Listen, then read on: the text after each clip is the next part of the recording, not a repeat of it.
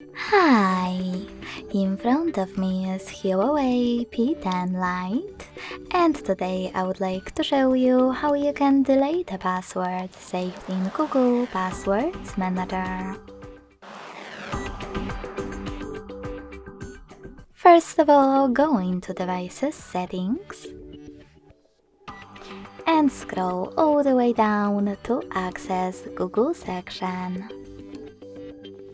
Now tap on Autofill, Autofill with Google, and Passwords. Finally, you can tap on one of your passwords that you wish to delete and enter your current login method. Then tap on Delete button next to the Edit one and confirm your choice in the pop-up.